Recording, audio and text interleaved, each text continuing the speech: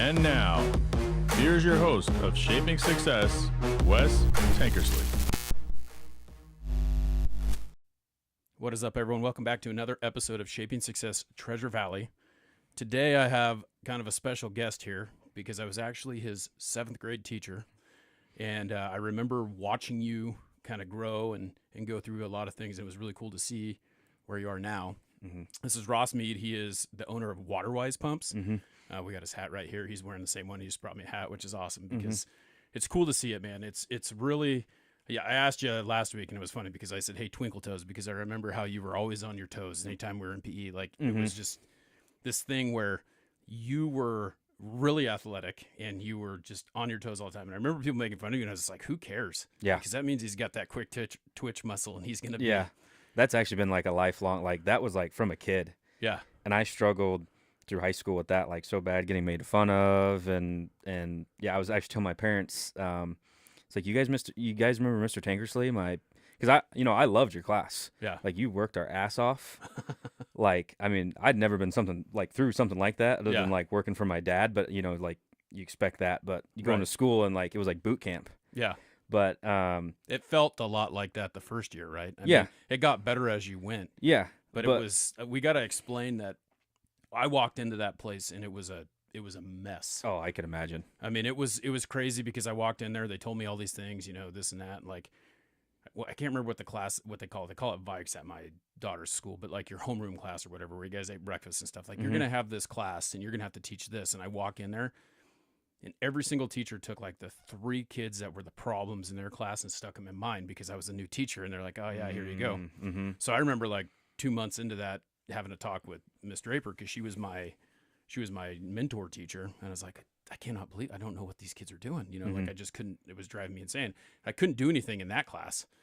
In my PE class, I could, because you weren't listening. You weren't doing what I said. I just like push-ups, run, do whatever. The expectation though before was, when I came from BSU, it was like, hey, we're not roll the ball out teachers, right? And that's what your teacher was.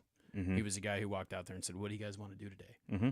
And I came in there and I was like, all right, you're getting assigned a locker. You're going to put your stuff in your locker. Mm-hmm. If there's stuff on the locker room floor, then you're going to run. Mm-hmm. Like it was, there was all the structure that I put in there.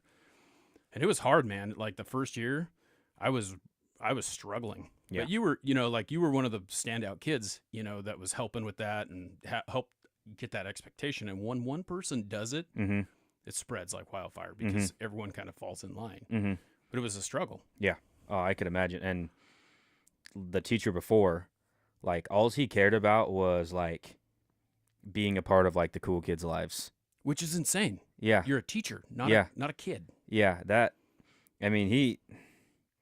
teacher was something else. Yeah.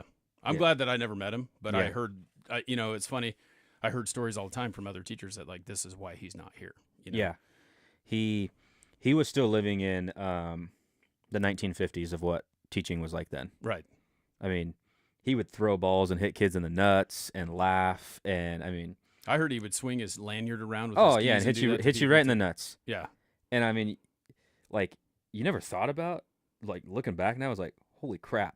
I can't believe that stuff was happening. You want to know something funny about that, though, is that looking back, you're 23, I'm 45. Okay, so you think about like 20-something years before that, even like the things that happened when I was in high school compared to what society says is right or wrong today, which, I mean, I agree there's a lot of things that shouldn't happen. Like, your teacher shouldn't be doing that. Yeah. There's no way. Yeah. But there are some crazy things that even more crazy when I was in high school. So it's come a long way, but that was the thing. It was like, I am not your friend. Yeah. I'm your teacher. I mean, I'll be your friend. I'll be nice to you and I'll support you, but I'm not like, hey, we're going to go hang out after school. You know? Exactly. So it was crazy though, because like, I know like the first year, like you said, you guys worked your ass off because I had to do that so that you knew what it was. It was funny. Like, I had a mentor teacher who said, don't smile till Christmas. And I don't know. It was funny. I didn't smile a lot, but you guys knew I liked you. It just was, it was like you had to, once you got past we had to earn your respect, essentially. Right, exactly. Like, you kind of had to figure out like which kids are actually here to, accomplish something or, Well, it's funny because we talked about like sports, right? Because that was part of what we did. A lot of times you guys would get sports taken away. It wasn't you, but it was like your class would make a decision, or 4 or 5 people in the class would make a decision that would affect the rest of the class. Mm-hmm. And if we're doing basketball, which everyone wanted to do, that's all they ever wanted to That do. yeah, I love basketball. That was fun. Same here. Yeah. It was fun, but it was like, hey, we got to do these other things too. And so, it just was funny because you were so athletic, but you weren't able to play sports. And sports to me was like a huge thing, right? We were talking a little bit before how it kind of shaped me to that mentality that I had that I was trying to pass on to you. The reason why I became a teacher, which I'm not anymore, was because of that, because of what happened for you. It was like, hey, this needs to be something that kids, they understand what they're doing. They need to be a part of something. They need to have, some structure to what they're doing. And that was what it was. It was like, I still remember, I could walk back into that classroom and do it again today. Like, I just remember exactly what I did, and it worked. Kids respected you. At first they didn't like having those parameters, but then they realized why they had them. Yeah. So, yeah. Well, and it's like history repeats itself. Like my dad, I've heard about him in high school, and he was like the same exact way. He was athletic, probably not like the best at everything, but he could kind of do everything. He could lift the top weights in his class, whereas like his, how much he weighed and stuff. And, but he didn't get to do sports either. Yeah. And so your class was pretty cool for me because like I wanted to do that stuff so bad. Like I wanted to be a part of a team and play basketball, and, you'd get to play basketball in recess and stuff like that. Right. But it was never like when we got to play basketball, you'd set up teams, and it was like the closest thing to being in a game like I ever got to experience. It was cool. Yeah, and that's what that's part of like the teachers that I had in college. I remember Tyler Johnson was a teacher that I had, Dr. Johnson. He never said call me doctor, but he was a doctor, right? And so his biggest thing was play, and he wanted it to like gamify everything. And which it worked out really well because people learned how to be part of a team. And I think we did it the first year where like we made posters and we had a team for basketball, and then we had like a tournament and stuff like that, those are always fun because like you said, you feel like you're part of it even if you're not on the team. Yeah. So it's, to me, it's funny. I was listening to a friend of mine who's a podcaster, and he was talking to Monica Church, who is a representative for the state of Idaho. She's like, I don't know if you know a whole lot about what's going on around here, but Cecil Andrus was the governor when I was in high school of Idaho, last Democratic governor that they've had in a long time. And his daughter was talking about, or his granddaughter was talking about taking away PE. And I tell you what, it just made me so mad because so many kids need that. Oh, yeah. You think about your situation, you weren't allowed to play sports. Well, what would you get? Where would you get any physical activity then if you didn't do that? Other than if your parents said, hey, you're going to do this at home. Oh, yeah. No, know? I mean, you wouldn't like, and then it all comes into like, once you get out of high school, like if you ever want to go work out, you would probably never actually do it because you'd be so embarrassed to go to a gym because you wouldn't know how to do anything. Right. So, yeah, I think it's a huge part. And that was my mentality. That was the way that I thought about PE because I remember when I was in high school, you'd go and you'd play, but I was an athlete. I got 20 other kids in my class who can't even, they see a football, but they don't know how to even throw one. Yeah. Right. And so they have to go out and have to learn how to do this. And I'm just like, well, how's this fun for the kid that doesn't know how to play sports? Yeah. And I mean, there might be stuff that they would like to do that they would never, like pickleball. Yeah. I would have thought pickleball was the stupidest thing ever. Right. Till we did it in your class, and I was actually good at it. Me and my fiance, we went on a where do we go? We went to see like Nickelback and Treaty Oak in Arizona, and we stayed at this place, this resort, and they had a pickleball court. Right. And we went and played. We played for like 3 hours. Yeah.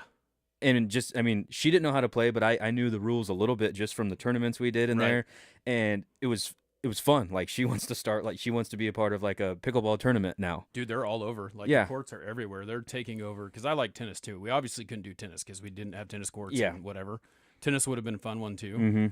But we were able to, like we go play tennis, but then now you see everywhere there's a tennis court, they're taking it and they're putting a pickleball court in the middle of it. Exactly. So it's crazy. Yeah. And it doesn't like, even if you're like not athletic or like not the fast, you can still play it and it's still fun. Yeah. Is what's cool about it. And so learning all those different sports, like the teacher before, we would have never done any of that. Yeah. It was dodgeball and, whatever game he had that everyone would stand on the sides of the gym, and you'd have teams. Well, everyone would get a football, like the one team. It was almost like baseball, kind of. Yeah. Like where someone would start at the one end of the gym, and they would run across with the football, and the other team stood on the side with dodgeballs, and would throw it at you, and you had to try to dodge all these balls. We played that like every day. Yeah. And it was dumb. Yeah, it was funny because when I came in there and I looked through, like, I'm kind of, everything that I do has structure. Even like my job now, it's insane the way that I do things. But like, walked in there, started taking inventory of everything that we had, and then we even raised money to get the lacrosse stuff, which was, to me, that was a little insane because that's nothing that I've ever done before. But it was fun and kids liked it, and that would have been my goal if I was there, was to just keep bringing in units, because I think that it's tough when all you have is dodgeballs and there was lots of footballs, there was lots of dodgeballs. I can't remember what else was in there. I think there might have been some floor hockey stuff, but I mean, it just was like there wasn't a lot. No. And so the goal was to get more, Yeah. and do more. And Stewart, Norm Stewart, who was a superintendent, or still is the superintendent, he wanted that. Like, it was funny because when I went in there and I got told, hey, we're going to hire you, but we only have one rule. It was no dodgeball. Yeah. Which I was fine with that. I'm Yeah. like, this is fine. Yeah. I got tons of other things I can do and not use Yeah. dodgeball. When I look back, like the pacer, I mean, you say that and like everyone's blood boiled, but like, I don't know what about that. Like, I enjoyed that. Like, to this day, and then I remember, I think it was like, what, Mondays we'd run the mile, and then Fridays we'd do the pacer or something. You know, we'd do both of them. But like, to this day, I still enjoy running. Everyone's like, oh, I hate running. Like, I still have enough endurance, even though, I'm quite a bit heavier than I was in high school. You're a man now. But, I can still, like, I'll run clear around Marsing. Yeah. And it's like, I don't know, running's fun to me, I guess, just from the stuff we did. Dude, and it was so fun, too, watching, like, there was a couple kids, even you did quite I remember, I think Wes Ireland did the most. I don't know if you were in his class or not, but I remember him doing, like, over 100 or something. And then. So I think it was Wes and Enrique. They had pretty high ones in there, and then in my class it was me and Noel. Okay. We had the high, and I'm sure they probably beat us. Yeah. Well, but Adonis had the best. He did. Yeah, he actually had the most. One time I manipulated him into doing it. I'm like, dude, I bet you can't beat, like, not manipulated, but it's like, hey, I challenged him, like, I bet you can't beat these guys. Yeah. And it was just cool to watch. Like, even like Isai, dude, that guy would go in his class and run it. And then he would come back to the next class and be my TA and run it again. And it was like, these kids like it. It's not that there are kids that hate it. Like, I probably would have been the kid that hated it because I hated running. But I also knew that running was something that was important, because you have to figure out, like, what are you going to do when you graduate from high school? Like we were talking about before, right? I was in a class of 250 kids, and there was 2 that had a scholarship, okay? 2 out of 250. So what are those other 248 kids do for exercise? Yeah. Those 2 kids get to go and play sports in college, but what about the other kids? And most kids, like, the easiest thing you can do, because it doesn't cost you anything, is put some shoes on and go run. Yeah. Right? I mean, it costs you the shoes, but if you can learn how to run, then you can learn how to exercise every day and be a lifelong learner in sports and stuff like that. And there's something about running too, like just putting your headphones on, and I mean, it's, if you can learn to enjoy it, like just shutting your brain off and just running is like pretty beneficial. Yeah, clears your head. Yeah. I still can't do it, but I still don't like to. I also have an artificial knee, so you gotcha. know what I mean? Yeah. Right now mowing my lawn, that's what it's for me. Is I got one of those 0-turn lawnmowers, and I put my headphones in after work and just zone out. It's like one of my favorite things to do. Yeah. Yep. Get down, sit down on that mower, and just chill out. Yeah. We lived, we just moved into this house about 6 months ago, but I lived on 3 acres, and that was my favorite thing to do. Was to, I had about a half acre of lawn, and I would just go out and mow that thing, and it was just like the getaway. So yeah. Well, let's talk about Waterwise. When in middle school, I remember you were working at the hardware store and you were making gopher traps, right? Was that your thing? I hated that. Didn't like it, but you did it though, right? I had to. Like, my dad, I kind of owe everything to my dad. Like, he made me do a lot of stuff I didn't want to do. And I mean, I honestly hated my dad growing up. Like, there was no, like, I can't remember a time growing up that it's like, oh, I want to go do that with my dad. Yeah. And just because it was just work. Right. And looking back on it, like I remember like crying like as a teenager, like I hate my life. So, I hate working, I hate doing this. And my mom was like, you're going to look back one of these days and like appreciate this. And I blew up. I was like, how the, am I going to, how would this ever been, I have no friends, all this stuff. I look back now, I was like, holy crap, that was pretty beneficial. Like I may have hated it growing up, and, he may not have done it in the best ways, but, kind of the tough love. But like I look back and, you look at the kids that were babied and, it's like, holy crap, that was pretty cool. Like what I got to do, and it's not like I had a horrible life. Like, right. Since I didn't get to do sports, my dad wasn't like, you just can't do sports, and there was no way around it. Like I like to hunt. And he was like, well, if you want to hunt, you're either going to hunt, that's going to be your hobby, or you're going to do sports. So I liked hunting enough that it was like, as bad as I wanted to do sports, I loved hunting. You picked that, yeah. And so once I got kind of into high school, we met with some like pro dog trainers. And like I spent like summers with like 60-year-old men. And I look back on that and like, how cool is that to like, I've never been to a party. I don't drink, and that's not like religion or anything. It's just like, just don't do it.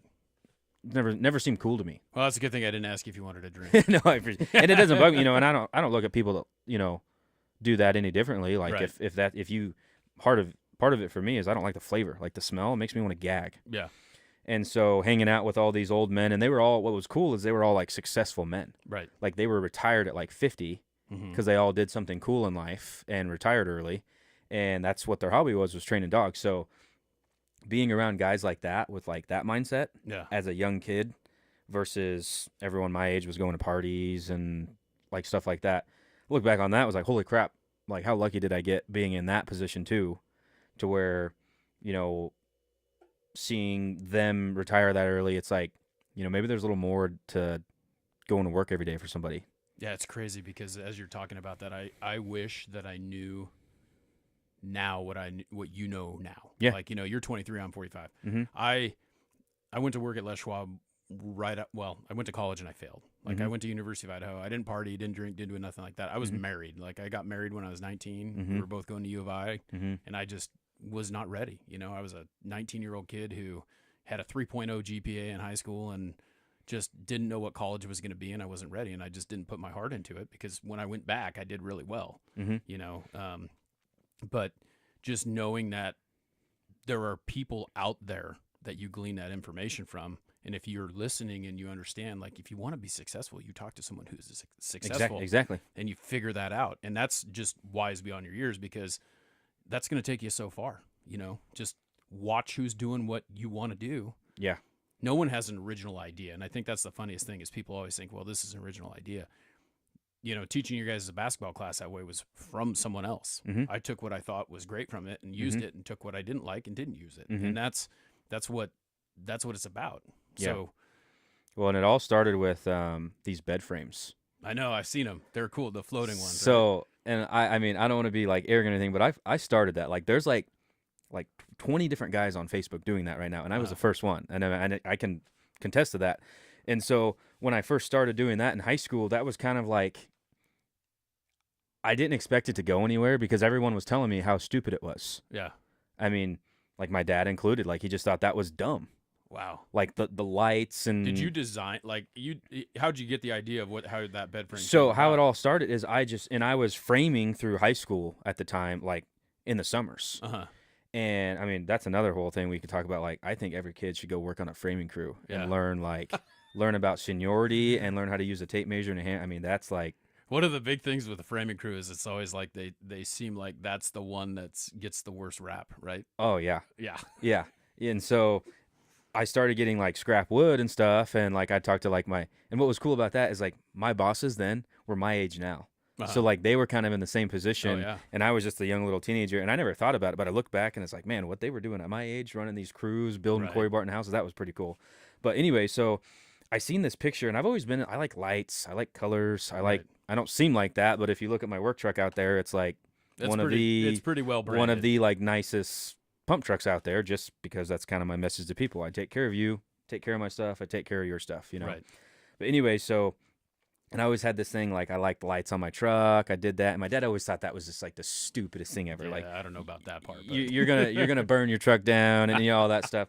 Well, I seen that, and I got those LED lights, and I put them all around my room, and that pissed my parents off so bad. They thought that was so stupid, That's like every kid, though. Exactly. Like, I walk into houses every single day, and there's LED lights in all the little kids' rooms. That's their thing. Yeah, exactly. And so I seen this thing on, I don't want to say Pinterest or something, looking at ideas, and it was like this floating bed frame with lights around it, and I was like, well, that's pretty cool. And so I just looked it up on YouTube, and it's literally a wall with studs, and then the base is just like a foot smaller than the frame. Yeah, so you don't all see the way it. around, so you don't see it, and you put lights around that. And I was like, man, I kind of want to build. So I built one of those for my room, and I had the lights there under there, and the lights on the the wall, and then like behind my TV, I was like, showing people on Snapchat like how cool I thought that was, and that it wasn't popular yet, like at all. Yeah. And so I had a couple buddies that were like, hey, could I pay you to build one? And I was like, shit, I never thought of that. Sure. Yeah. Well, I built it, and then they kind of just backed out. And I had like 2 of these frames in my dad's shop, and he was like, get this shit out of here. Yeah, they're huge. And so I just posted them to like Facebook Marketplace. Right. And, used the pictures from my room and posted them. And I had like 10 people wanting them. And I was like, oh, crap, what am I going to do? I only have 2. And then I was like, it kind of just hit me like, why don't I just build more? Yeah.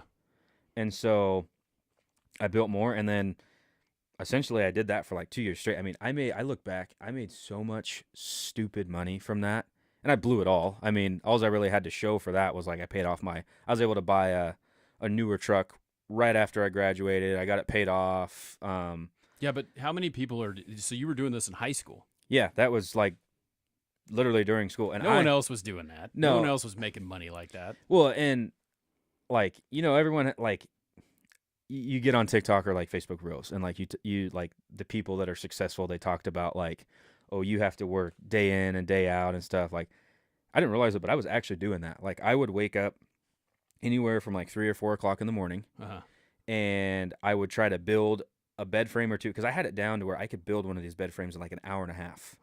So I would try to build a bed frame or 2 before school. And then I had, during my senior year, I had like the early work release. So there was that trailer shop in town where they built those trailers right across from like Alejandro's. Yep. So I would work there from like 1 till like 6, and I was making like $10 an hour, which was pretty good for high school at the time, Yep. And then from 6, I would go in like, everyone that was buying the bed frames was like home from work from, then.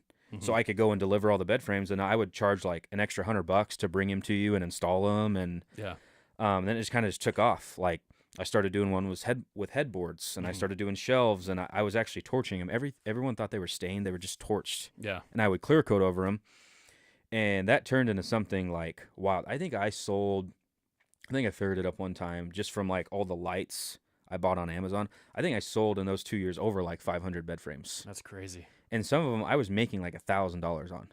Yeah. And were you using like all kinds of different wood, or no? You started out with like I was just using scrap wood from construction. I was using site. 2x4s and 2x6s. Yeah, just like Doug Fur. Yeah, and sanding it down and torching it, and doing the lights around it, and then I started charging like for stain. Some people wanted it stained black or gray. Yeah. Well, I would charge like an extra $150 for stain to stain it, because it sucked. I hated stain. Yeah.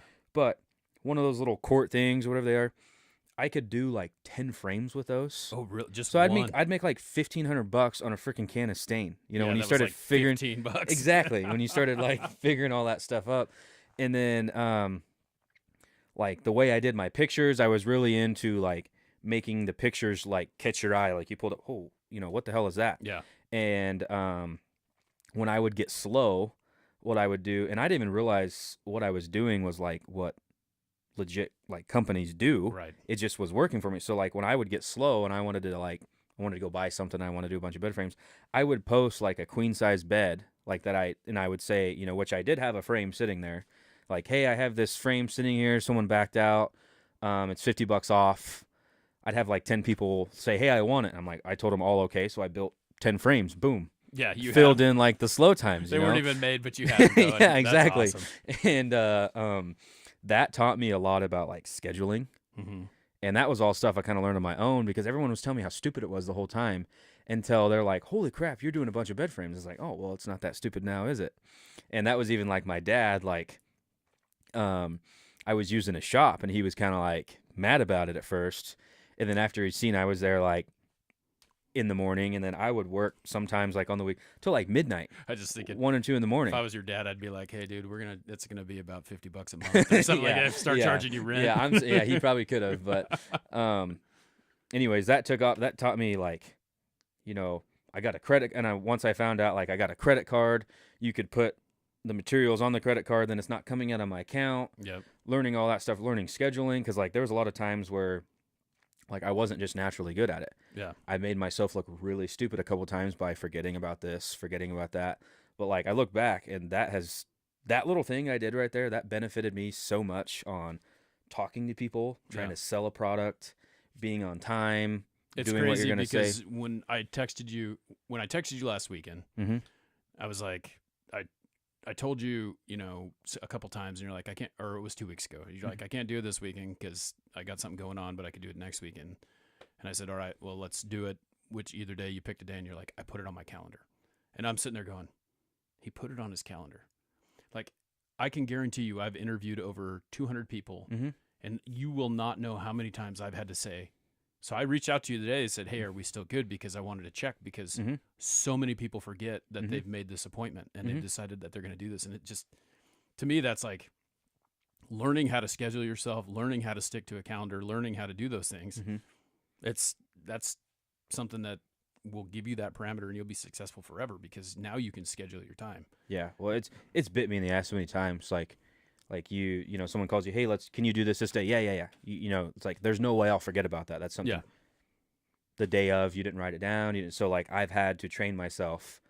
Well, you get like, you sound like me. Like you sound like you have this really good memory. However, you get too many things in that memory, and then you start to, oh shit, I should have done that, and I forgot. So now, like, no matter how big or small it is, someone calls me for something, it's like, yep, I like, even if I'm driving, whatever, because I wear these headphones while I work, those like shock waves, so I can talk to people and I can see who's calling, and I put on my calendar like right then. I don't like, do the full thing, because I like to have their address or number, the description, what's going on, but I just put like this guy's name, and then I leave it unread, or I marked it as unread in my phone, so it's like and I just go through it, because it's made me look stupid so many times. And that's such a good tool, the unread thing too, like where you just like swipe back and it puts the bubble back there. Yeah. Like I have one on my phone right now. I don't even know. Oh, it's in my pocket.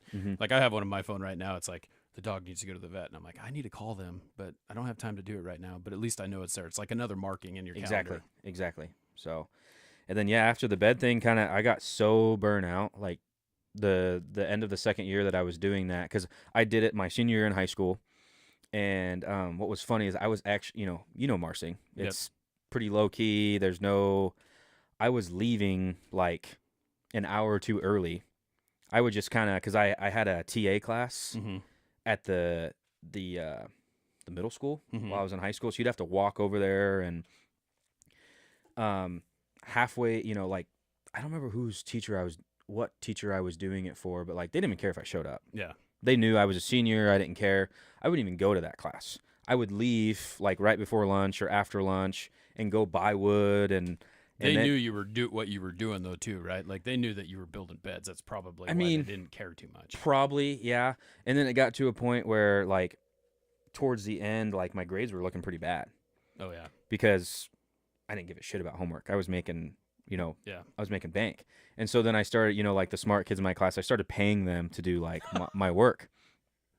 My mom was so pissed off. I'd have been too. So pissed off. And I'm telling her, I'm just, it's like, if I can, it's like, why are you mad at me? Because if I can, make money and pay someone to do that stuff for me, I was like, well, why, you should be proud of me. And no, they should. Dude, there's this progression of life, right?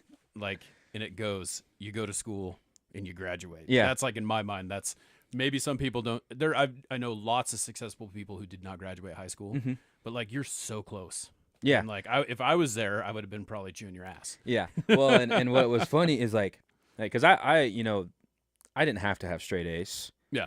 For a while I did. And, I feel like you did when you were in middle school. And I took that, pretty seriously and stuff. And then, junior year and senior year was kind of started gradually into B's, and it wasn't that I couldn't do it, I just didn't care. Right. And then it started getting to like C's and D's, like coming up to graduation, and my mom and dad are like, you better fix this. This is not acceptable.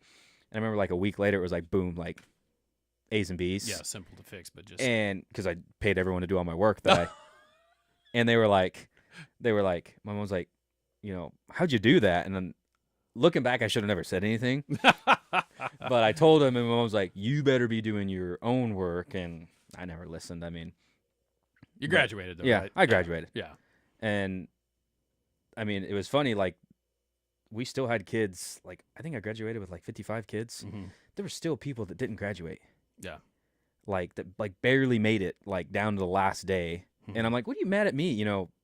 There's kids that aren't even doing it, but it's tough because like I think that it's funny listening to you talk the way you're talking about everything else, and then that was just like the minor thing that you didn't want to take care of, because in my mind it's like you're getting it done, mm-hmm. right? But I would be like more along the lines of like whoever the teacher was, I'd be like, hey, listen, this is what I'm doing. I mean, let me show you how this relates to your class. Like, here's math. This is what I'm doing with this. Yeah. Because that's the thing with school that always pissed me off, is like you're sitting there going, all right, why do I need to know mm-hmm. how to factor, mm-hmm. or why do I need to know these stupid things? And like literally the only thing that I use out of my math class is percentages mm-hmm. and how to calculate square footages. Mm-hmm. So it's not any of those things that I learned that I had to take. Yeah. Well, and like my thing was like, when I was at school, I could do the work. Like, if I was in class, I would get it done. It was the stupid homework that pissed me off, that it's like, I got shit to do. I got a job. I got this. I got going on. It's like, I feel like I've already proved I did your assignment. Why do you need to send me more at home? And so that's why my grades were so bad. It was the homework, the stuff after the fact that I didn't care. Yeah. As soon as I walked out that door, it was like, shut up. And even in class, I was Facebook messaging people, selling this bed, selling that bed. So my mind was already going 100 miles an hour. But the dreaded phone. I'll tell you what, that was one of the things I hated. So when I left Marsing, I had to teach a classroom class. I taught senior and junior project. They had a junior project that prepared you to get the stuff ready for senior project, mm-hmm. and then you'd have your senior project, both semester classes. And the senior project was really cool because it taught kids, like, you would have been having to do research on what you were going to do. So like if you were going to start this pump business, you were going to do research and you were going to tell me how you're going to do it. Right. Mm-hmm. And so it was really cool, but kids with phones in their classroom, I didn't have a phone growing up because obviously my dad had a cell phone mm-hmm. that was in his truck, yeah. Like it wasn't carry around. And then just these kids, they would never get off their phone. No. They'd be texting in class. They'd be doing this. They'd be doing that, whatever, anything to not do the assignment that they were supposed to do. Yeah. And to me, it's like, we deal with my daughter. She's 12, right? And she has a phone. Mm-hmm. She's not supposed to have it in class. Yep. Can't take it out during school. Yep. And then she will take it out and she'll be on it all night long. It's like, what are we doing? Yeah. And there's other kids that have their phone and they're getting these text messages, some stuff that they shouldn't be seeing. Like we monitor it. Yeah. It's crazy. That's scary. Yeah, it is nuts. My daughter is really, she says she's never said a cuss word. I've never heard her say a cuss word, mm-hmm. but I'm pretty sure someone caught her drop an F-bomb the other day, and she says it wasn't me, it was my friend, mm-hmm. Kind of thing. We mm-hmm. had cameras around here, and we heard it, and we're like, what are you doing? Mm-hmm. Yeah. And she's like, no, I didn't. But she's a pretty good kid, but she gets this text message from someone, and she likes anime, and anime always just drives me nuts because it could be there's so many layers to it. Mm-hmm. And she sends her this video from YouTube, and I'm like, oh my God, you got to be kidding me. This is what my kid's getting. And I'm like, you're going to not be friends with that kid anymore. Oh, of course. And she's like, okay, fine, I'm deleting her, I'm blocking her, whatever. So it's like, you got to have that trust, but they're so distracting when you're trying to teach something because they just don't pay attention to it. And mm-hmm. I'd have kids bring them to PE at the high school. Mm-hmm. I'm like, give me that. Yep. Go into the principal's office. Yep. Don't ever bring your phone to my class again. No, for sure. Yeah. Well, and so speaking of like classes, like, and like the square footage and like the things you like, really, the one class that I actually felt that was like, this is real life knowledge. So senior year, do you ever remember the math teacher, Mr. Worley, at the high school? I don't remember him, but the kids that I coached on the baseball team loved him. He was probably one of the best teachers. They said. Yeah, he was very close to you. Like he cared, like and he wasn't like friendly at first at all. Like, we're gonna do this and we're gonna do, Yeah. but like there was always something behind it. Uh-huh. He wasn't just making you do that stuff because Yeah. he got joy of like being a dick. Yep. So, and math was actually like the one thing I cared about because I was good at it. I was always like from 3rd grade, I was a grade ahead in math. Yeah. And in 8th grade, we would walk over to the high school to take a 9th grade. You were one of those nerds. Yeah, exactly. And so, but his senior class, I can't remember. I think it was called like World Economics or something. Mhm. And he took that class. I mean, he took all of his teaching very seriously. Yeah. Like, he had like the highest testing scores, and like him and Mr. Lemus, they both took their yeah, jobs Lemus, mhm. very seriously. Well, that class was, we learned about like interest rates on houses, Oh yeah. the exact equation. Like, I still have that notebook Mhm. with all the equations of like figuring out your interest rate on your car loan, Yeah. your house loan. And then he taught us about like IRAs and like the equation of how all it worked, and then showed us like, hey, if you put like $300, if you start now and put like $300 or $500 or up it, you'll be a millionaire when you're 60. Yeah. He taught us all that stuff, and like that was so cool because Those are things that you'll use. yeah.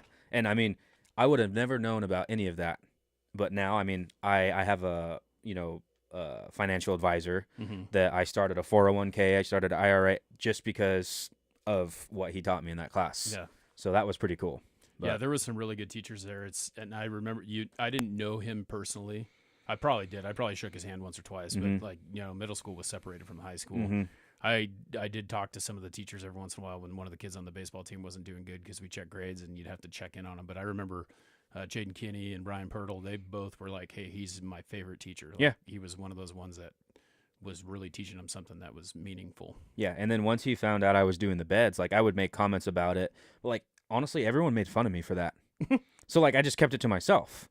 And then, he would ask me about this and ask me about that. Then he started to kind of like, which it pissed a lot of kids off, because then of course I was the center of attention in class. But he would ask like how much the wood cost me, how much the lights cost me, how much I was making. And he'd do this like whole thing, and he kind of incorporated what I was doing Yeah. into that class, and that was cool.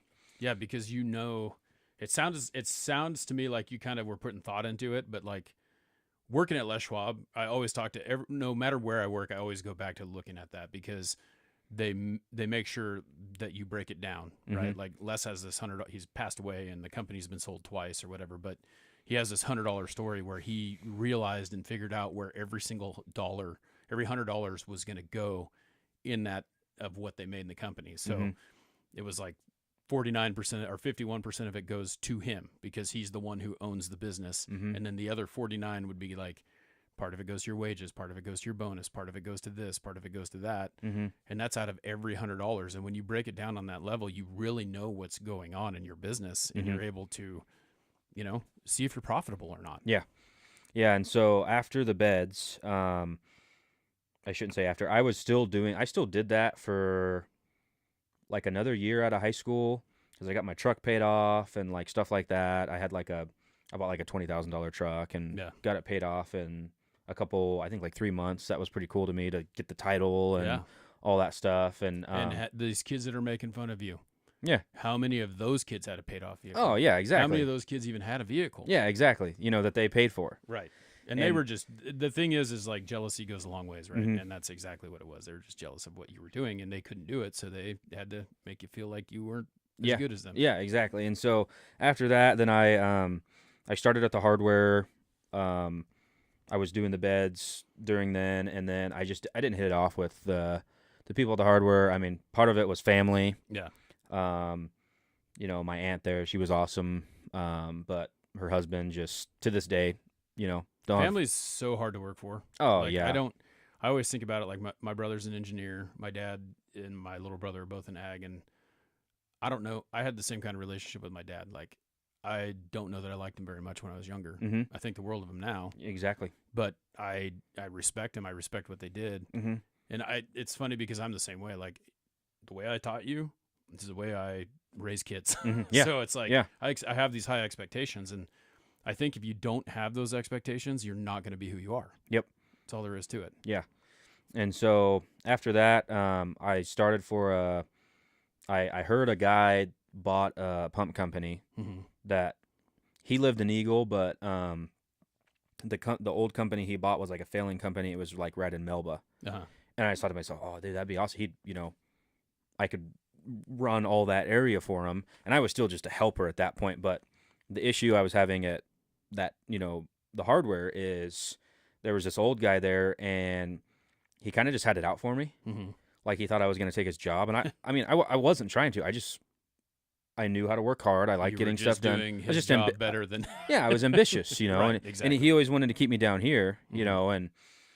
and anyway, so I left and got a job with that guy. He just bought the company like four months ago, and he kind of worked that whole summer, got through winter, and then, we talked about working for him like before winter. So I was like chomping bit all through winter, because that's slow season for pumps. Right. And so finally in the spring, he was like, hey, I think I got enough work. So I was like, I quit like that next morning. Gave him 2 weeks, but you did give. As I gave him 2 weeks. But the old guy, he turned into a major dick. Yeah. He was like, oh, you're gonna go scrub the toilets and do this. I was like, fuck you. I left. I I'm walked doing out. that already. Yeah, I walked out Yeah. and started for the guy the next day, and we worked in the truck for like 3 months together. Mm-hmm. And then he kind of, I don't know, thought he was more beneficial to the office or whatever his mindset was about whatever he's doing. I don't care anymore. But essentially, I was 19 years old, and he gave me the keys to the truck and said, Go do it. don't mess it up too bad.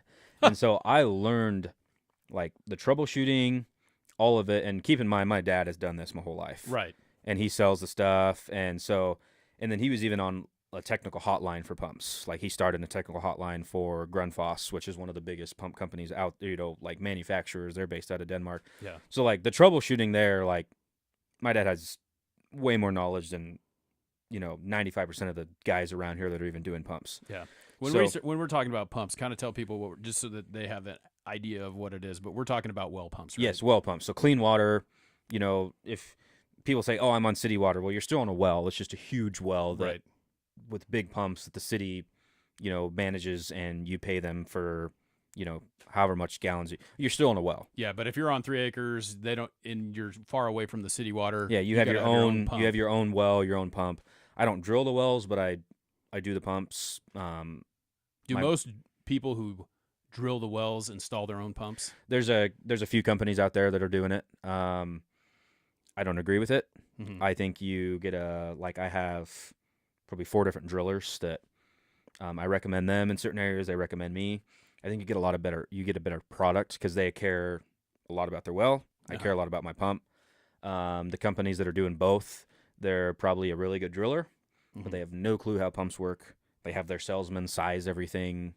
I just drop it down the hole and let it do its job, basically. Then, and there's a lot more that, obviously anyone can go to Grover's and buy a $400 pump and set their own pump on poly pipe, but there's a lot more that goes into it on the curve, efficiency, right. Friction loss. I mean, there's a lot that goes into it right. on getting the longevity. But yeah, that's basically, I do a lot of new installs. Mm-hmm.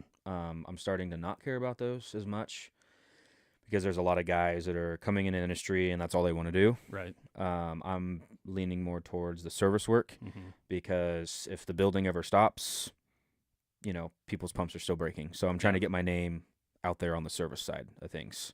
So, but and so you were 19 thrown in this truck by yourself, and then there's 4 more years in between there. So what yeah, so I did that for about 2 years, and I got my license. You have to have a limited electrical and a specialty plumbing for both of them, and they're both under the water pump category. So it's still an apprenticeship. You just don't have to do the school like an electrician or a plumber because it's such a niche deal. Yeah. Like it's kind of like HVAC where you have to do electrical and plumbing, right? Which they still have school. But anyways, you just have to do it for a certain amount of time, and then the test is really hard on the electrical. They're trying to make it easier for guys because, we'll be honest, most pump guys are kind of rednecks that, barely made it through school anyways. Make it sound really dumb anyway, but you're basically connected 2 wires. You're not connecting a whole house of wires. Yes. Right? You're connecting a couple wires. Yeah. It's funny because I had the same thing in college. Like I had to take this biomechanics class that was for physical therapists and athletic trainers, and I'm going to be a PE teacher. I'm never going to use any of these equations that biomechanics had, but I had to take this class, and literally was one class that I probably, and they made another class just for PE majors after I left. But the only reason I passed was because I begged the teacher to pass me because I got a D on his test was worth 60% of my damn grade. Yeah. And so, I didn't do very good on the test and I failed. So, Yeah. But But yeah, so did that with him, and I learned so much by showing up, kind of having to just like figure it out. And I'm not saying I like learned it all on my own, because you can't just show up and know what to do. Like, my boss, he would walk me through stuff on the phone, or sometimes I'd call my dad. Right, I was gonna say, and use your resources. And but I was the one there figuring out. So you learn so much quicker rather than like watching someone do it. Yeah. And then with the beds, talking to all the customers, that I hit it off with customers pretty well. Yeah. Just because I knew how to talk to them. Yeah, because you're not just a pump guy. You're a salesman now too. Because you have to sell your product. You Yeah, have to exactly. sell yourself to them. Yeah, exactly. And so did that and learned a lot. And then we started actually like becoming a pretty, like, I shouldn't say decent sized company because there was just two of us, but we're doing a lot out there. You had a lot of work. And he changed the name to kind of a generic name. It wasn't like a last name or anything. And so I took pride in that. I mean, before I quit, like half the people thought I owned the company. Mm-hmm. I was kind of just the face of it. Right. Like you called that company, I came out. It wasn't the boss. Very few people knew who the owner was. Right. Well, then we started kind of hiring some people, and we hired this one guy, and he worked with me for a while, and then we kind of got him in his own truck, and then we had a couple helpers, but I was always the boss, and it was kind of weird because I was like 20 and 21 at the time, or 20. Yeah, I would have been 20 at that time. And so then I kind of learned about like employees and that whole can of worms, hiring and firing. And the guy I worked for, he like cannot handle confrontation. Mm-hmm. So like when it come down to like he really wanted to get rid of this guy, he left on a trip, and it was during winter, and he said, you and your helper, you guys can work at my house, get hours, whatever you want to do.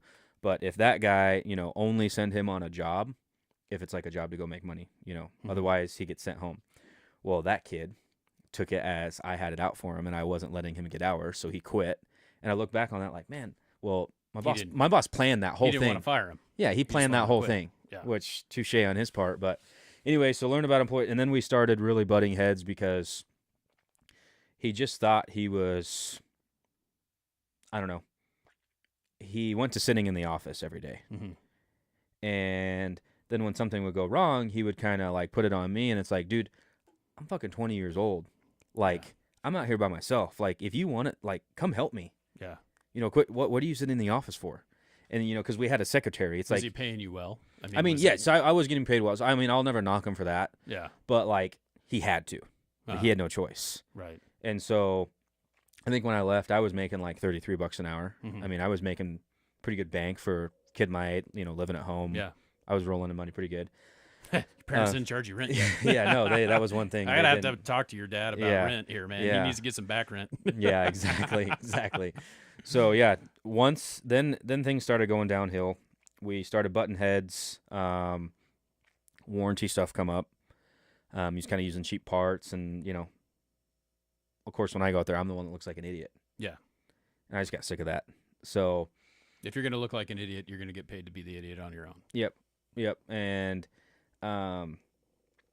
at that point, I always knew I wanted to start my own company. Mm-hmm. I just didn't know it was like that close to actually happening.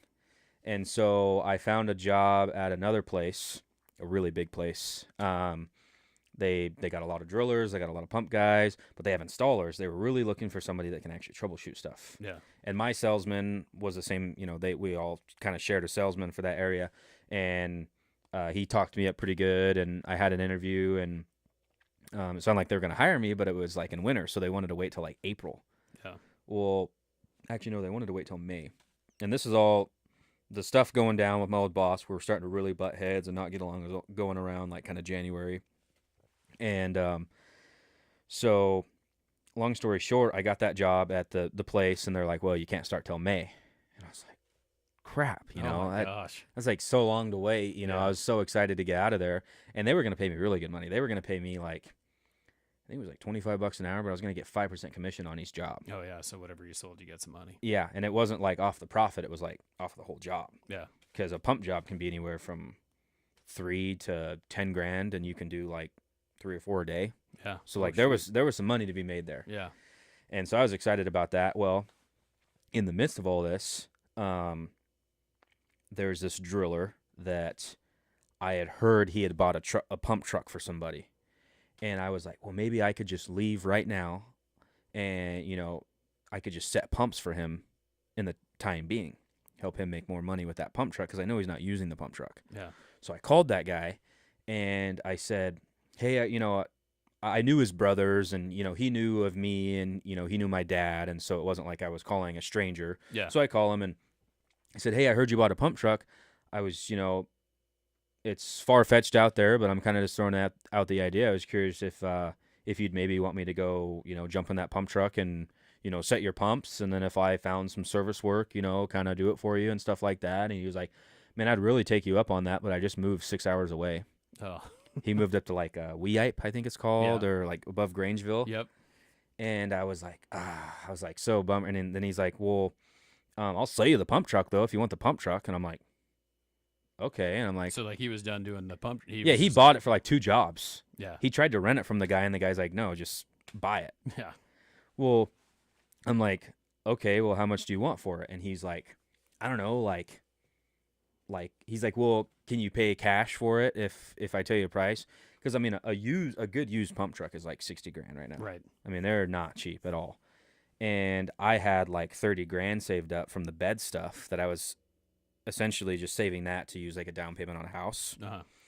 And I'm like, well, yeah, I can pay cash. I mean, depends on how much you want for it. And he's like, I'd say like 13,000. And I was like, can I send you money like right now? And he's like, well, I got to get a job done, and I'll kind of let you know over the next few weeks.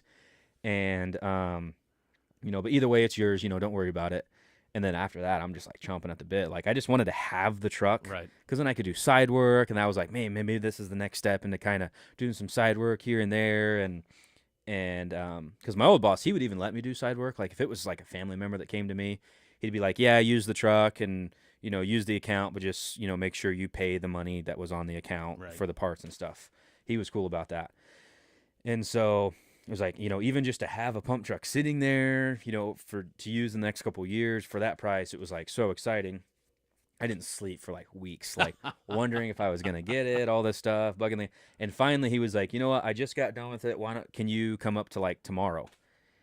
And I'm like, telling my dad, I'm like, he said, my dad's like, well, I'm actually headed that way on a sales call. I'll just take you up there. Yeah. And so we like drove that night, stayed in Riggins that night, and brought the cash to him and got it. And it was like, holy crap, this is cool. I have my own truck. Yeah. And took it home, and I thought it's a red truck. It's very bright. It's like, it's hard to hide. Yeah. And so the guy I was going to go to work for, that new job that I wasn't going to start till May, I thought, hey, I'll just tell him. Like, I don't want that to, like, I could see how that would look really bad, even though I don't have any intentions of starting a company anytime soon. I told him that I would work for him for 3 years, train whoever they wanted me to train, but I wanted to start my company 3 years from there. Yeah. And they said they were fine. They just needed help now. Mm-hmm. So I called him and said, hey, I want to be upfront with you. I bought this truck. It's at my house, I don't want to hide it from you. Just want to let you know I have it. And I would like to do side jobs with it with people that come to me. I promise it won't interfere with what I'm doing with you, blah, blah, blah.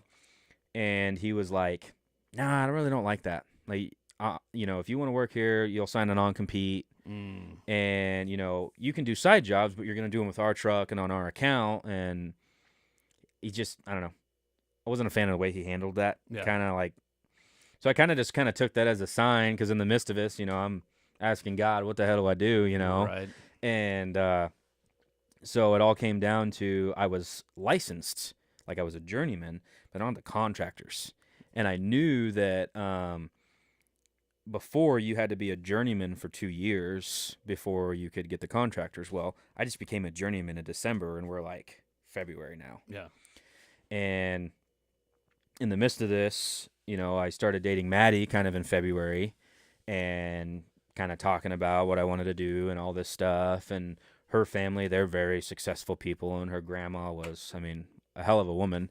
and she was an accountant and stuff. And she told me, no, if you ever need help, I'll help you start the company, and I kind of just took that like in one ear out the other, like, Right. yeah, right. You're actually going to help like with that stuff. Well, back to the license, I happened just to be looking because I was kind of trying to figure out, what do I do? Do I sell the truck? What do I do? Yeah. But at the time I'm living with my parents. All I had was like $200 for insurance and a phone. Like I had zero bills. Yeah. And so I was like, what do I do? What do I do? And so I happened just to get on like the Department of Licensing and look. Doppel. Yeah, Doppel. Exactly. Yeah. Yeah. Look at that. And I went to the contractor's registration and I was reading it. And I was like, holy crap. It said the only question was, are you an active journeyman? And I'm like, so I filled it out that night.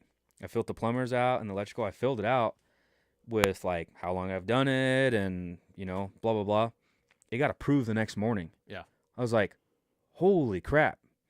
And so I studied for the test and scheduled it like, 2 weeks from then. And I passed the electrical one. It's like the contractor's part. So it's like the business questions and all that stuff. It has nothing to do with like the work itself. Yeah. I passed it with 100%. And so they jeez. they just gave me the plumber contractors because it's the same test for both of them. Yeah. They're like, well, if you what's the point of coming in here for another 2 hours? Right. So they gave me both. Well, you can pass the test, but they won't give you the actual license until you have your liability insurance, the bond, all that stuff. And I was like, man, I'm kind of like right there. And I'm like, how am I going to get jobs? Well, I had a couple builders that they were already following me to the new place I was going to go to work because they just liked me. Yeah. And I was talking to my dad about it, and my dad's kind of like, and he's not a risk taker at all. So like the fact that he said this, he was like, what's the worst that can happen? He's like, you're living at home, you got no bills. He's like, if I have to cover your bills for a month or two, it's not that big a deal. Yeah. And so at that point, it was kind of like, fuck it, here we go.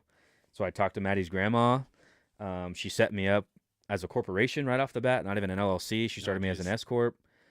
Gave me their insurance guy. I got the liability insurance. I got the plumbing bond. I got all that, and it was kind of like, sitting around waiting to happen. And then I had a friend of ours. He introduced me to a driller, like work over in Mountain Home, and he's in Ontario, so he don't want to work in Mountain Home. Right. So the driller called me and was like, hey, I'm really looking for a pump guy to recommend because, I drill the wells, but they want to know who should put the pump in. And so I drove out, met him, met the customers, hit it off really well. Within like a couple of days, I had the job.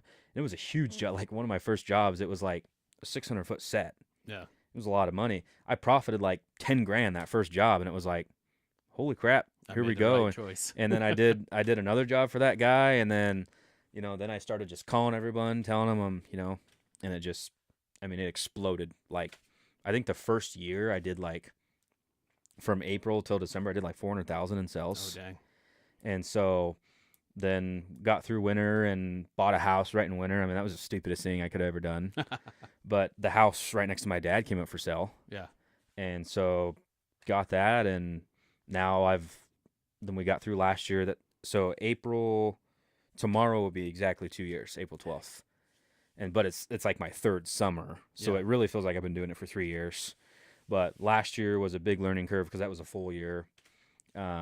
Advertising has been like the biggest thing. I've been watching that too. It's kind of weird because I don't know when we became friends on Facebook, but it was, every once in a while I'll see something come across. I'm like, I know that kid. And then I've just been watching. Like I've been watching the beds. I feel like I'm a creeper sometimes, but it just pops up on my feed, right? Yeah, and I'm looking at it. I'm like, dude, those beds are kind of cool. I wonder how you do that. And then like I'm kind of looking. I'm trying to figure out how you would make it. And I figured it out or whatever. Not that I'd make one, but I could if I wanted to. Yeah, but they're it's just not. like, yeah. It's just funny like looking at that and seeing you do that. And I didn't realize that was mostly in high school because I just I've been detached from school from teaching for 7 years now. But then seeing you your stuff's coming out, like people see it. Yeah. And so that's the thing though, like what I like about what you're talking about is that anyone can watch this and go, hey, look, you could have been that kid who we were talking about who is still living with mom and dad, still getting his bills paid by him, doesn't have a job, maybe didn't graduate high school, or you got a choice. And the choice was to take that path that was the harder one. And you mentioned, I remember kids teasing you about stuff, and I just thought that was just stupid. And I'm sure I told you that then because I Mhm. watched my daughter gets teased about stuff too. Mhm. And it's just like kids are just jealous. That's all there is to it. Mhm. But if you look at everything that happened, that kid making fun of you, walking around on your toes, Mhm. what did it do to you? Mhm. How did it make you feel? Yeah. And No. Yeah. now we're sitting outside and you got this big old giant truck out here that's freaking decked out Mhm. and you're doing well. Yeah. You Yeah. put the work in. Yeah. And every single shitty thing that happened to you, because we inflate things a lot, right? Like Yeah.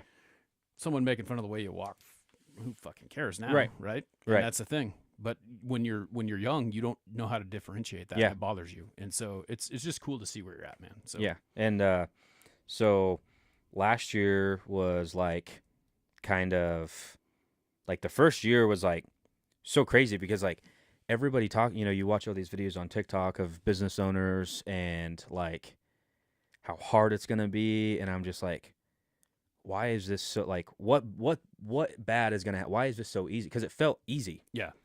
Getting the customers, going out doing a good job, making a lot of money Yeah. like on each job and stuff. And it was like, why is this so like, and I felt like I could, cuz I wasn't working like every day. Right. And so I was like, why does this feel like easy? And then last year was like coming to Jesus moment. Mm-hmm. Like last winter was hard. Yeah. Because you make all this money in the summer, well, you quit working in the winter, and yeah, that sucked. Yeah, you got to learn how to budget. I mean, that's my job now is 100% commission. Mm-hmm. And I took a hit. I started my own business, and I ended up having to go back to work for someone because I couldn't make it work. Mm-hmm. And I know, I feel it. Like I know it's like when you start spending like you got it, Yep. and then when you start spending like you got it instead of putting it away, Yeah. you get stuck. Yeah, and so learning all like, because that's the thing is like, if somebody's good at a trade, Mm-hmm. they're like, oh, I want to go do that for myself. Well, just because you're good at the work doesn't mean you're good at like Marketing yourself. the money management is Yeah. like the hardest thing. Like, and so learning on like what it costs to actually, like, I didn't realize it at the time. Like last year, I was like, I had 12 grand a month in bills Mm-hmm. between like my house, my truck, my advertising, insurance, this, that. And like, I looked at that and like, that was like a holy crap. Like, Yeah. I have to make a lot of money to even break even. Right. Because even if I do like a $12,000 job, you only profit like $4,000. Yeah, you're not making what the job is. You're making so you have to do 3 of those jobs, right? Yeah, To make the to money break to to cover break your bills. to break even. Yeah. And so then that doesn't cover what comes up that month and all that stuff. And so learning, like, then it got really stressful and it's like, this isn't fun anymore. This like, and it's like I wasn't ever gonna quit, but it was like the high of like what Yeah. I thought was supposed to be like this, and it was like your whole world like flipped upside down. I was like, okay, I see what everyone's talking about now, how bad this shit sucks. Like Yeah. this was not fun, the stress and learning how to like not be a douchebag to your girlfriend when like Things aren't going well. yeah, exactly. Yeah. Like your tone and all that stuff, and like kind of had like a moment like laying in bed one night. I was like, I guess if I really want to do this, you have to learn like how to be uncomfortable all the time. Yep. So once I learned like, every day doesn't have to feel great like you're winning. Mhm. Like that was like the best thing ever for me. Like patience, Yeah. like problems coming up, like it's really not that big of a problem. You could pay yourself a salary. You could put a bunch of money in the bank and say, "Look, I'm only giving myself $5,000 a month." Yeah. You could do that, and then it could be, "Oh, I know I made that 5,000, so I'm good." Yeah. Right? Or you could be like, shoot for the moon and try to get more. Yeah. But you just got to figure out how to manage it. That's all there is to it. Yeah. And so now I have a new thing that even saying it out loud scares the shit out of me. So I'm hiring a guy. Mm. So we're actually talking about pay tomorrow, Oh yeah. and he's like ready to walk. So Because of how much you want to pay, or how much he's no, he doesn't have a good environment. He's sick of the big company stuff. he's ready to walk. He wants to come work for you like today, right now. Yeah. Yeah. And our original plan wasn't for like 2 years. Yeah. And so like I thought like this year was going to be like because I got stuff paid off, got my overhead down and stuff, and so I was like, this is going to be like the kind of the gravy train to like recoup, Mm-hmm. like kind of get comfortable a little bit, and then now that's happening, it's like I'm starting over. Like the thought of hiring that guy and like having to feed his family too, Yeah. scares me worse than like when I started my own company. So that's a whole new thing too that I'm. The hard thing is, and we'll kind of leave it at this. We're coming to. We've been on here for about an hour, so we're doing pretty good. And Okay. I love listening to it, but I don't want to take all your time away. But what I would tell you is you gotta learn how to compartmentalize that part, and you'll find, because I do it too. I think with emotion a lot as well, and you have to remember that it's business, right? In the end, you're the owner, and I think the best way to get someone to like understand that they're part owner is to incentivize them. You know, like, hey, look, I'm going to pay you this much, but you have to do this much in order to get what you actually really want, so that you're both bought in. You know, I'm giving you the opportunity to make a lot of money. You're giving me the hard work. And I mean, that's just kind of it, man. But, Yeah. My one goal, like out of all of it, is to be like, because everybody has their story of working for that douchebag and all this stuff. And like my one goal, like I want to turn Waterwise into like Idaho Power. Like not that big by any means, but like, you know, Idaho Power has like a waiting list for people to work there just because there's good incentives. There's the nice trucks. Like everyone wants to work for Idaho Power. That's what like my vision is for Waterwise. So yeah, to get people to come work for you. Yeah. So man, I'm excited to see it happen. You know, it's really cool to see you come from this little 7th grader that I knew to what you're doing now. And I'm really impressed. And when you said, I don't know what I talk about, you know what you're going to talk about. And this is hopefully a way to help people understand what you're doing. Yeah. If people if they need a pump, or, you know, they're a builder or something, or a driller looking to work for someone, what's the best way to get a hold of you? Google. I've put a lot of money into Google. So you type up Waterwise, I better pop up. Yep. You got a phone number too? Yeah. So it's 208-866-8417. How about a website? Yeah, got a website. Is it Waterwise Pumps too? Everything's Waterwise. Got the good domain. Yep. Waterwisepumps.net. .com was taken, which I do own it now, but it's too late to switch it all. Yep. But I got Facebook. I don't really put a lot into Facebook. Facebook's kind of just a hobby for me because it doesn't really help you pop up in Google rankings at all. But that's all. That marketing's a whole nother story, right? Yeah. A whole another conversation. Yep. So. Well, man, I'm proud of you. Thanks for stopping by. And Absolutely. It's really cool to share your story. Yeah, thank you. All right, everyone. Thanks a lot for hanging out for this episode of Shaping Success Treasure Valley. If you want to help the show grow, you can go to patreon.com/Wes Tankersley. As little as $3 a month, you can help support the show. And until next time, I challenge you to find the shape of your success. And then the hard part.